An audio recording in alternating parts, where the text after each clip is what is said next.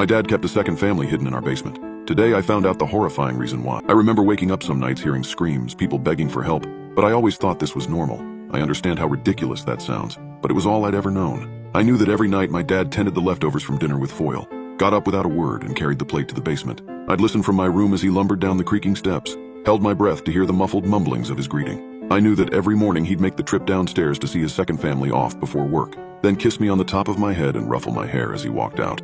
I knew that my dad had a second family in the basement, and it seemed so normal that I thought everyone else did too. I'll never forget the first time I asked my mom about them. "Mommy, why can't I play with the people in the basement?" The silence felt like it could be heard for miles. "We don't talk about them," she rushed, chasing the hurried statement with a lengthy drag off her cigarette. "You don't need to play with the kids, but the kids need Daddy." She paused again, the haunting image of her at a standstill etching itself into my mind permanently. Finally she muttered, "Daddy needs them too." That night I heard my mom shrieking at my dad in their bedroom. I was surprised that they didn't know that I knew, more shocked, frightened even, to find that they didn't want me to know. Most of all, they didn't want me to tell anyone at school, anyone at all really. After that night, everything was different. My dad only tended the leftovers after dinner, only brought the food downstairs after I'd gone to bed.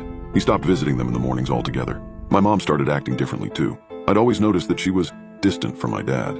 I'd always noticed how she bristled under his touch, how she stole away to the other side of the room whenever he entered. But it got worse after that. As a kid, I felt deeply guilty. I felt like I'd ruined my parents' marriage. But I was just a kid, and I was curious. My mom meant to dissuade me from asking more questions, but she accidentally gave away something that made me even more curious. The downstairs family had kids. Following this discussion, the basement door was fitted with a sturdy lock. Even still, I needed to know there's something horribly dreadful about finding out that a second basement family is abnormal. Something more horrible still about not knowing who or why. By the time I was 7, I made up my mind to get to the bottom of it. To avoid getting in trouble, I could only investigate when 3 conditions were met. I was home from school, my dad was still at work, and my mom wasn't around to catch me. These circumstances rarely overlapped, but the first time I came home from school to find that my dad's car wasn't in the garage and my mom's endless movement had driven her to the point of exhaustion, I threw off my shoes and crept to the basement door, quiet in my sock feet. And then I knocked. It was a quiet knock for fear of waking my mom from her nap, but it was a knock nonetheless. It was more than just a knock too, it was an initiation, an invitation, a confrontation of my life's greatest and most terrifying mystery. I jumped when a gentle knock returned from the other side. It was almost immediate, like the person on the other side had been waiting for me. The thought froze me in place for a moment, but I knew I didn't have time to waste. My mouth felt suddenly of sandpaper and chalk, but I leaned into the door to whisper, "Hi, hi." It was a little girl, her voice sweet yet timid, like testing the keys on a piano for the first time. "Hi, I'm Ricky. What's your name?" A long pause. "Lila. My brother's is Isaac, but he doesn't talk so good, but he's still little. Mommy says he'll start talking when he's ready." "There's 3 of you down there?" She replied simply, as if the entire situation felt as wholly normal for her as it had for me, on the opposite side of the basement door. "Daddy comes to visit sometimes though, so I guess there's 4. My eyes widened as a flurry of questions began to sprout in my mind, but I heard my mom start to stir in her room. I sped down the hallway and into the playroom.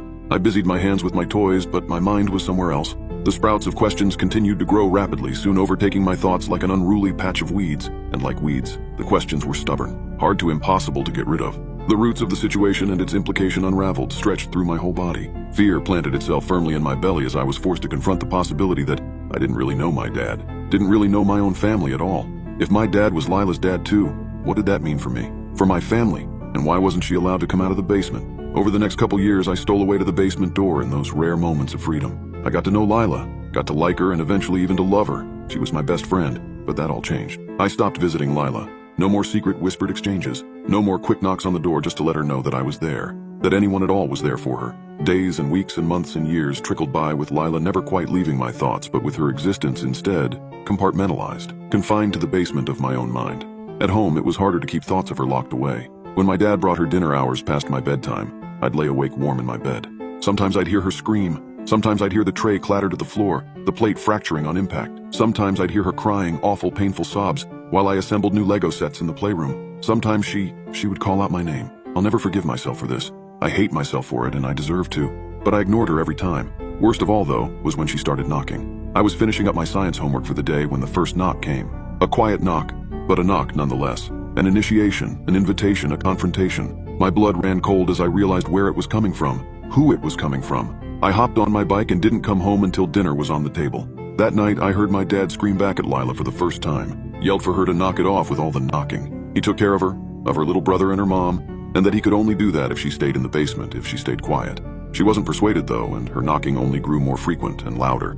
I was about 10 years old by then, so I had a little more freedom. All the freedom in the world compared to Lila. I avoided my house at all costs, only returning in the evenings where I'd be greeted immediately by the knocking. By then, it was less knocking and more ramming the total weight of her body into the door. My mother took to vacuuming the house obsessively just to cover up the noise. She wouldn't even look my dad in the eye anymore. I imagined the bruises blooming on Lila's shoulder, up and down the length of her arm. If it hurt her, she didn't let on. She didn't stop. Sleep became a distant memory, leaving me dazed and irritable and confused, and most of all, terrified. I began showing up at my school friend's, now my only friend's house, unannounced just to escape Lila's knocking. His parents clearly didn't like me, and tensions rose between the two of us kids, escalating to a boiling point that ended in a fight.